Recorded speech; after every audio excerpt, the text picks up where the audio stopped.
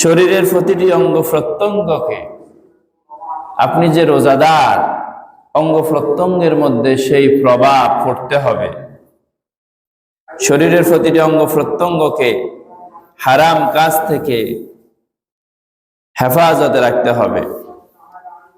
অন্তরকে খারাপ চিন্তা থেকে হেফাজত করতে হবে, কারণ অন্তরেরও রোজা আছে, শরীরের প্রতিটি অঙ্গ প্রত্যঙ্গের রোজা আছে। আজকে আমরা আলোচনা করব প্রতিটি অঙ্গ প্রত্যঙ্গের রোজা, প্রতিটি অঙ্গ প্রত্যঙ্গের সিয়াম সাধনা কি। আল্লাহ রাব্বুল আলামিন অন্তরের রোজা সম্পর্কে বলছেন, ফি কুলুবিহিম মারাদুন ফাযাদাহুমুল্লাহু মারাদা। আল্লাহ রাব্বুল আলামিন বলছেন, মানুষের অন্তরের মধ্যে কিছু ব্যাধি থাকে, রোগ থাকে। ফাযাদাহুমুল্লাহু মারাদা, আল্লাহ ওই ব্যাধিটা, ওই রোগটা, অসুস্থতাটা বৃদ্ধি করে দেন। যাদের অন্তরের মধ্যে রোগ আছে, এই রোগটা কিছু কিছু মানুষের বৃদ্ধি হয়, আবার কিছু কিছু মানুষের অসুস্থতা দূর হয়ে অন্তরের মধ্যে তাকওয়া অর্জন হয়। যাদের অসুস্থতা বৃদ্ধি হয় তারা হচ্ছে মুনাফিক। মুনাফিকের অসুস্থতা, অন্তরের ব্যাধি ভালো হয় না, কারণ তারা আল্লাহর সন্তুষ্টির জন্য ইবাদত করে না, তারা ইসলামের হুকুম আহকামগুলি আল্লাহর সন্তুষ্টির জন্য করে না। আর মুমিন, তাদের অন্তরে ব্যাধি, অসুস্থতা থাকতে পারে, মুমিনের ব্যাধিটা, অসুস্থতাটা দূর হয়ে যায় আল্লাহর স্মরণে, আল্লাহর ভয়ে তার অসুস্থতা দূর হয়ে অন্তরটা পরিশুদ্ধ হয়ে যায়। নবীজি বলেছেন, হাদিসের মধ্যে এসেছে, আলা ওয়া ইন্না ফিল জাসাদি মুদগাতান ইযা সালুহাত সালুহাল জাসাদু কুল্লুহু ওয়া ইযা ফাসাদাত ফাসাদাল জাসাদু কুল্লুহু আলা ওয়া হিয়াল কলব। আল্লাহর নবী বলেন, মানুষের অন্তরের মধ্যে, মানুষের দেহের মধ্যে একটা গোশতের টুকরা আছে। ওই গোশতের টুকরাটা যদি ভালো থাকে, গোটা দেহটা ভালো থাকে। ওয়াইদা ফাসাদাত ফাসাদাল জাসাদু কুল্লু, আর ওই গোশতের টুকরার মধ্যে যদি ফসন ধরে, ওই গোশতের টুকরাটা যদি অসুস্থ হয়, গোটা শরীরটা তার অসুস্থ হয়ে যায়। আর সেই গোশতের টুকরা হচ্ছে কলব, সেই গোশতের টুকরা হচ্ছে অন্তর। সেটা কি? অন্তর যদি কারো ভালো থাকে, অন্তর দিয়ে ভালো চিন্তা করে, মানুষের উপকারের চিন্তা করে, অন্তর দিয়ে আল্লাহকে স্মরণ করে, অন্তর দিয়ে আল্লাহর জিকিরে অন্তরটা মশগুল থাকে। কারো অন্তরটা যদি খারাপ হয়, অন্তরের মধ্যে কারো ক্ষতির চিন্তা ভাবনা যদি থাকে, অন্তরের মধ্যে যদি ইসলামের ব্যাপারে দুশ্মনী থাকে, অন্তরের মধ্যে যদি শয়তান ফরসনা দিয়ে অন্তরটাকে যদি শেষ করে দেয়, তাহলে এই ব্যক্তির গোটা শরীরটা রোগাক্রান্ত, অসুস্থ থাকে। বলেছেন বিশ্বনবী মুহাম্মদুর রাসূলুল্লাহ সাল্লাল্লাহু আলাইহি ওয়াসাল্লাম। আর এই অন্তরটা সুস্থ রাখার জন্য আল্লাহর কাছে একটি দোয়া আমাদেরকে করা দরকার। নবীজি যেই দোয়াটা আমাদেরকে শিখিয়েছেন, ইয়া মুকাল্লিবাল কুলুব সাব্বিত কলবি আলা দীনিক। আল্লাহ নবী যে দোয়াটা পড়তেন, রব্বুল আলামিন অন্তরের পরিবর্তনকারী, আয় আল্লাহ তাআলা আমার অন্তরটা আপনার দ্বীনের উপরে, আপনার সন্তুষ্টির উপরে আমার অন্তরটা অটল অবিচল রাখুন। সুবহানাল্লাহ। আল্লাহর কাছে নবীজি দোয়া করতেন, রব্বুল আলামিন আমার অন্তরটা আপনার সন্তুষ্টির উপরে, আপনার দ্বীনের উপরে অটল রাখুন, দায়েম এবং কায়েম রাখুন। অন্তরটা যদি আল্লাহর জন্য নিবেদিত হয়ে যায়, অন্তরের মধ্যে যদি এই মাহে রমাদানের উসিলায় যদি তাকওয়া অর্জন হয়, এই অন্তরটা আল্লাহর কাছে অনেক দামি। সুবহানাল্লাহ।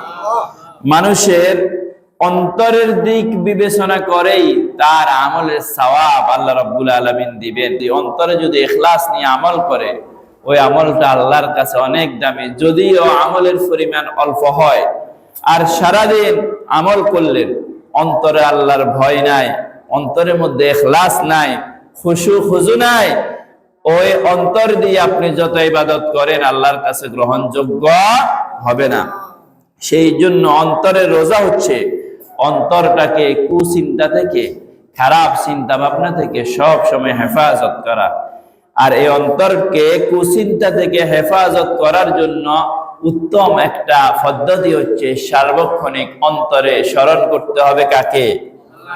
আল্লাহর স্মরণ যদি অন্তরে থাকে, সব সময় যদি আল্লাহকে ভয় করে চলেন, অন্তরে যদি আল্লাহর ভয় থাকে, তাহলে ওই বান্দা অন্যায় করার সাহস পাবে না।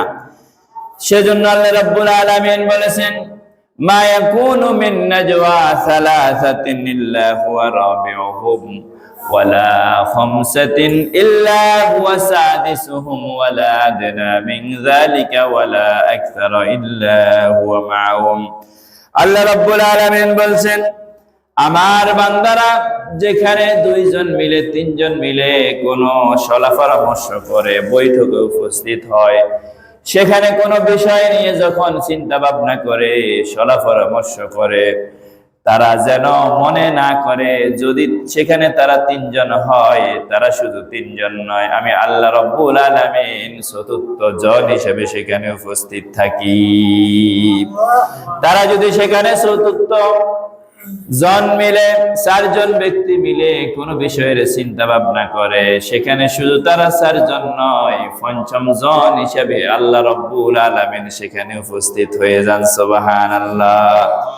সেজন্য অন্তরে আল্লাহর ভয় জাগ্রত করার জন্য আল্লাহ রাব্বুল আলামিন মাহে রমাদানের রোজাগুলি ফরজ করেছেন। এই রোজাগুলি রাখার মাধ্যমে অন্তরে আল্লাহর ভয় জাগ্রত হবে। কিন্তু যদি আল্লাহর ভয় জাগ্রত না হয়, আপনি রোজা রেখেছেন ঠিকই, কিন্তু অশ্লীলতা বেহায়াপনা আপনি ছাড়তে পারলেন না, অন্তরে খারাপ চিন্তা লালন করলেন, অন্তরে দিয়ে অন্যের ক্ষতি সাধনের চেষ্টা করলেন, চিন্তা করলেন, ওই অন্তর দিয়ে, যে অন্তরটা মানুষের ক্ষতি সাধনের চিন্তা করে, যে অন্তরটা আল্লাহ নাফরমানের চিন্তা করে, ওই অন্তর দিয়ে, ওই অন্তরের মধ্যে তাকওয়া অর্জন হবে না। যেভাবে করে একটা গ্লাসের মধ্যে আপনি যখন পানি পান করবেন, গ্লাসটাকে আগে পরিশুদ্ধ করেন, পরিষ্কার করেন, ময়লাযুক্ত গ্লাসের মধ্যে কখনো কেউ পানি পান করে না, একটা পাগলেও করে না, ঠিক কিনা? একটা পাগলেও করবে না। যে গ্লাসের মধ্যে ময়লা রয়েছে, আবর্জনা রয়েছে, আগে উচিত হবে ওই গ্লাসটাকে ভালোভাবে সাবান দিয়ে, পাউডার দিয়ে ধৌত করা, এরপরে পানি পান করা যায়। আপনার অন্তরের মধ্যে যদি কুচিন্তা থাকে, অন্তরের মধ্যে যদি শয়তানের প্ররোচনা থাকে, অন্তরটা যদি আপনার খারাপ চিন্তায় জর্জরিত হয়, আপনার উচিত হবে সকল খারাপ চিন্তাগুলি দূর করে, নাফরমানিমূলক চিন্তাগুলি দূর করে আল্লাহর স্মরণটা যখন আপনার অন্তরের মধ্যে জাগ্রত করবেন, ওই অন্তরটা হবে তাকওয়ায় পরিপূর্ণ অন্তর। সুবহানাল্লাহ। ব্যবস্থা করলেন, ওই আল্লাহর জন্য বেশি বেশি করে তোমরা শুকরিয়া আদায় করো। সুবহানাল্লাহ। ইন কুনতুম ইয়াহু তা'বুদুন, যদি তোমরা তারই গোলাম হয়ে থাকো, তারই বান্দা হয়ে থাকো। আমরা সকলেই কার বান্দা? আল্লাহর বান্দা। আল্লাহর ইবাদত আমরা করি, রিজিকের ব্যবস্থাও করেন আমাদের জন্য তিনি। রিজিক কারো হাতে নাই, দুনিয়ার কারো হাতে রিজিক নাই, রিজিক হচ্ছে আল্লাহর হাতে। কার হাতে? মা ইফতাহিল্লাহু লিন-নাসি মির রাহমাতিন ফালা মুমসিকা লাহা ওয়া মা ইউমসিক। আল্লাহ রাব্বুল আলামিন তার কোন বান্দাকে যদি রহমত দিয়ে ধন্য করতে চান, রহমতের দরজা খুলে দিতে চান, এই পৃথিবীতে কারো সাধ্য নাই ওই ব্যক্তির জন্য আল্লাহর রহমতের দরজাটা বন্ধ করে দেয়া, আল্লাহর রহমতটা বাধাপ্রাপ্ত করে দেয়া।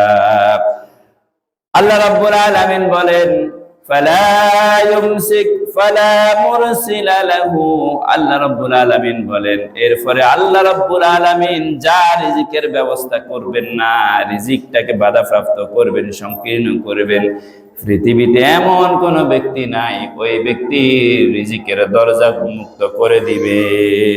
আল্লাহ যদি কারো রিজিকটাকে সংকীর্ণ করেন, আল্লাহ যদি কারো অকল্যাণ করেন, এই পৃথিবীতে কারো সাধ্য নাই ওই ব্যক্তির কল্যাণ করা। আবার আল্লাহ যদি কারো কল্যাণ করেন, কারো রিজিকটাকে প্রশস্ত করে দেন, এই পৃথিবীতে হাজার হিংসুকে হিংসামি করে ওই ব্যক্তি রিজিকটাকে কমিয়ে দিতে পারবে না। সেজন্য রিজিকের মালিক হচ্ছেন আল্লাহ সুবহানাহু ওয়া তাআলা। অমুকের হাতে, তমুকের হাতে, সন্তানের হাতে, কারো হাতে রিজিক নাই, রিজিক হচ্ছে আল্লাহর হাতে। আল্লাহ রাব্বুল আলামিন বলেন, ওয়ামা মিন দাব্বাতিন ফিল আরদি ইল্লা আলাল্লাহি রিজকুহা। জলে এবং স্থলে যত প্রাণী বসবাস করে, জলে এবং স্থলে যত প্রাণীগুলি চলাচল করে, প্রত্যেকের রিজিকের দায়িত্ব আল্লাহ রাব্বুল আলামিনের হাতে। হাদিসের মধ্যে এসেছে, নবীজি বলেছেন, লাউ আন্নাকুম তাতাওয়াক্কালুনা আলাল্লাহি গায়রা তাওয়াক্কুলিহি লারাযাকাকুম কামা ইয়ারযুকুত তায়রু তাগদু খিমাসান ওয়া তারুহু বিতানা। আল্লাহ নবী বললেন, একটা পাখি যেভাবে করে সকালবেলা খাঁচা থেকে বের হয়ে যায়, বাসা থেকে বের হয়ে যায়, ফ্যাটটা থাকে অত্যন্ত খালি, ফ্যাটের মধ্যে কোনো খাবারই থাকে না, ফ্যাটটা খালি অবস্থায় বের হয়। আবার যখন সন্ধ্যাবেলা ওই পাখিটা তার বাসার মধ্যে ফিরে আসে, যে আল্লাহ রাব্বুল আলামিন তার ফ্যাটটাকে পরিপূর্ণ করে দিতে পারেন, যেই খালি ফ্যাটওয়ালা পাখিটাকে সন্ধ্যাবেলা ফ্যাটটাকে পরিপূর্ণ করে রিজিকের ব্যবস্থা করে তার খাঁচার মধ্যে, বাসার মধ্যে ফিরিয়ে দেন, ওই আল্লাহ রাব্বুল আলামিনের প্রতি যদি দুনিয়ার মানুষেরা ভরসা করত, নির্ভর করত পরিপূর্ণভাবে, তাদের রিজিকের ব্যবস্থাও আল্লাহ রাব্বুল আলামিন ওই পাখির মতো করে দিয়ে দিত। সুবহানাল্লাহ। রোজা থেকে শিক্ষা, কখনো হারামের ধারে কাছে আমরা যাব না। যদি হারাম দিয়ে, হারাম খেয়ে আমাদের দেহটা গঠিত হয়, ওই দেহটা জান্নাতের জন্য উপযুক্ত নয়, ওটা হচ্ছে জাহান্নামের জন্য উপযুক্ত। লা ইয়াদখুলুল জান্নাতা জাসাদুন বুযিয়া বিল হারাম। হারাম দিয়ে যেই দেহটা, যে রক্ত মাংস গঠিত হবে, সেটাকে জান্নাতের জন্য উপযোগী বলা যাবে না, সেটা হচ্ছে জাহান্নামের জন্য উপযোগী, বলেছেন মুহাম্মদুর রাসূলুল্লাহ সাল্লাল্লাহু আলাইহি ওয়াসাল্লাম। আল্লাহ রাব্বুল আলামিন বলেন, ইন্নাল্লাযীনা ইয়াকুলুনা আমওয়ালাল ইয়াতামা যুলমান ইন্নামা ইয়াকুলুনা ফী বুতুনিহিম নারা। যারা অন্যায়ভাবে এতিমের সম্পদ আত্মসাৎ করে, জুলুম করে, অন্যায়ভাবে হারাম খাবার গ্রহণ করে, তাদের পেটের মধ্যে জ্বলন্ত আগুন যেন তারা প্রবেশ করালো। নাউযুবিল্লাহ। হারাম ইনকাম দিয়ে জান্নাতের আশা করে, হারাম ইনকাম দিয়ে যদি হজ করে, বারবার উমরা করে, হারাম ইনকাম দিয়ে যত দান সদকা করুক না কেন, আল্লাহর দরবারে কোনো কিছুই কবুল হবে না। হালাল ইনকাম থেকে আপনি যদি 1 টাকাও আল্লাহর রাস্তায় দান করেন, ওই দানটা আল্লাহর কাছে অনেক অনেক প্রিয়। এই 1 টাকা দানের বিনিময়ে আল্লাহ আপনাকে নাজাত দিয়ে দিতে পারেন। কিন্তু হারাম খাবার খেয়ে কোনো আমল আল্লাহর কাছে কবুল হবে না। রোজা রাখলেও ইফতারে শত আইটেমের ইফতার নিয়ে বসেছেন, সব কিছু করেছেন, কিন্তু হারাম ইনকামের কারণে আপনার রোজা আল্লাহর কাছে কবুল হবে না। সেজন্য ইনকামটাকে হালাল করতে হবে। ফ্যাটের রোজা হচ্ছে ফ্যাটে হারাম খাবার প্রবেশ করানো যাবে না। এরপরে জিহ্বার রোজা হচ্ছে, আপনার জিহ্বা দিয়ে অশ্লীল কথাবার্তা বলা যাবে না, গীবত শিকায়েত করা যাবে না, অহেতুক অনর্থক কথাবার্তা বলা যাবে না। আমরা অনেক ভাই রোজা রাখি, মুখ থেকে অশ্লীল ভাষায় গালিগালাজ করি, আছে কিনা? অনেক মুরব্বী আছে, অনেক যুবক ভাইরা আছে, রোজা রেখেছে কিন্তু মুখ দিয়ে খারাপ অশ্লীল গালিগালাজ বের হয়, গীবত শিকায়েত করে। সকল অন্যায়মূলক কথা থেকে যখন আপনার মুখটাকে আপনি হেফাজত রাখতে পারবেন, আপনার রোজাটা আল্লাহর কাছে গ্রহণযোগ্য হবে। সুবহানাল্লাহ। মুমিন কখনো অশ্লীল বেহায়াপনা কথাবার্তা বলতে পারে না। ওয়াল্লাযীনা হুম আনিল লাগwi মুরিদুন। আল্লাহ রাব্বুল আলামিন বলেন, মুমিনদের একটা স্বভাব হচ্ছে অশ্লীল বেহায়াপনা, অনর্থক কথাবার্তা থেকে নিজের জবানটাকে তারা হেফাজত করে। মা ইয়ালফিযু মিন কাওলিন ইল্লা লাদাইহি রাকীবুন আতীদ। মানুষের মুখ থেকে এমন কোন শব্দ বের হয় না যেই শব্দটা আল্লাহর ফেরেশতারা লিপিবদ্ধ করে না। আপনি যা বের করেন, আপনি হয়তো দুষ্টামি করে কাউকে গালিগালাজ করছেন, অনেক সময় দুষ্টামি করে খারাপ কথাবার্তা অনেকে বলে ফেলে, হাসির স্থলে ঠাট্টা করে খারাপ কথাবার্তা মুখ থেকে বের হয়। আপনি যে হাসি তামাশা করে কথাগুলি বলছেন, ফেরেশতা মনে হয় 2 মিনিট লেখাটা অফ করে রাখবে। আপনি যা বলেন, হাসি দেন আর ঠাট্টা করে বলেন, আপনার সকল কথাগুলি ফেরেশতারা রেকর্ড করে রাখে। হতে পারে আপনি হাসির স্থলে এমন কথা বললেন যার কারণে জাহান্নাম আপনার উপরে অবধারিত হয়ে যেতে পারে। সেজন্য মুমিন সব সময় সতর্ক, তার মুখ দিয়ে এমন কোনো কথা বের করবে না যেই কথাগুলি আল্লাহর অসন্তুষ্টির কারণ হবে। তাহলে মুখে রোজা হচ্ছে মুখটাকে সব সময় অশ্লীল বেহায়াফনা কথাবার্তা গালিগালাজ থেকে হেফাজত রাখতে হবে, এবং মুখ দিয়ে যখনই সময় পাবে তখনই জিকির করবে কার? আল্লাহ রাব্বুল আলামিনের রাসূল বললেন, মান ইয়াদমানু লিমা বাইনা ফাখিযাইহি ওয়া মা বাইনা লিহিয়াইহি আদমানু লাহুল জান্নাহ। আল্লাহ নবী বললেন, আমার উম্মতের জিম্মাদার আমি হলাম, তারা যদি 2টা জিনিসের গ্যারান্টি আমাকে দিতে পারে। একটা জিনিস হচ্ছে মা বাইনা লিহিয়াইহি, এই 2 ঠোঁটের মধ্যবর্তী যে স্থান, জিহ্বাটাকে যারা সংযত রাখতে পারবে, অশ্লীলতা, বেহায়াপনা, খারাপ কথাবার্তা, গালিগালাজ, গান বাজনা থেকে যে জিহ্বাটাকে হেফাজতে রাখতে পারবে, এবং 2 উরুর মধ্যবর্তী স্থান অর্থাৎ লজ্জাস্থানকে যারা জেনা ব্যভিচার থেকে হেফাজতে রাখতে পারবে, আল্লাহ নবী বললেন আমি তাদের জন্য জান্নাতের গ্যারান্টি দিয়ে দিলাম। সুবহানাল্লাহ। এরপরে নবী আরেকটি হাদিসের মধ্যে বলেছেন, লাইসা সিয়ামু মিনাত তাআমি ওয়াশ শারাবি ইন্নামাস সিয়ামু মিনাল লাগwi ওয়ার রাফাসি ফাইন সাবাকা আহাদুন আও জাহিলা আলাইকা ফাকুল ইন্নী সাইমুন।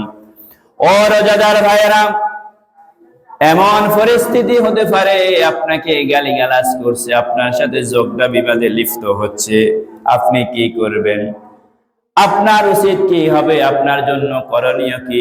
নবীজি হাদিসের মধ্যে বলে দিয়েছেন, আমার কোন উম্মত যদি রোজা অবস্থায় তাকে কেউ গালিগালাজ করে, অশ্লীল কথাবার্তা বলে, ঝগড়া করতে চায়, একটা কথা বলে মানুষ পায়ে পাড়া দিয়ে ঝগড়া করে, অনেকে আছে কিনা?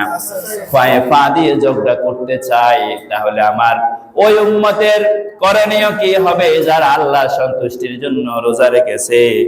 নবীজি বলেন, আমার ওই উম্মতের করণীয় হচ্ছে সে ঝগড়াতে ব্যক্তিকে বলে দিবে, ইন্নী সাইমুন, ভাই তোমার সাথে আমি ঝগড়া করতে পারবো না, কারণ আমি রোজাদার। এরপরে কানের রোজা হচ্ছে, কানকে অশ্লীল বেহায়াপনা কোনো কিছু শোনা থেকে বিরত রাখতে হবে। কান দিয়ে গান বাজনা শোনা যাবে না। আপনি কোথাও বসে আছেন, সেখানে গীবত শিকায়াত করা হচ্ছে, সেখানে আপনি বসে বসে এই কথাগুলি শুনবেন না, সেখান থেকে আপনি পাশ কেটে চলে আসবেন। আল্লাহ রাব্বুল আলামিন বলেন, ওয়া ইযা সামিউল লাগওয়া আ'রাদু আন। কোন ব্যক্তি যখন, মুমিন বান্দা যখন কোন খারাপ কথাবার্তা শুনে, অহেতুক কথাবার্তা কোথাও শুনে, মুমিন বান্দার উচিত হচ্ছে আ'রাদু আনহু, সেখান থেকে পাশ কেটে চলে আসা, সেখানে বসে বসে তাদেরকে সঙ্গ না দেয়া। কোথাও অহেতুক বেহুদা কথাবার্তা হচ্ছে, অহেতুক গান বাজনা চলছে, অথবা গীবত শিকায়াত হচ্ছে, একজন রোজাদার ব্যক্তি তার উচিত হবে সেখানে আর অবস্থান না করা, সেখান থেকে পাশ কেটে অন্যত্র চলে যাওয়া।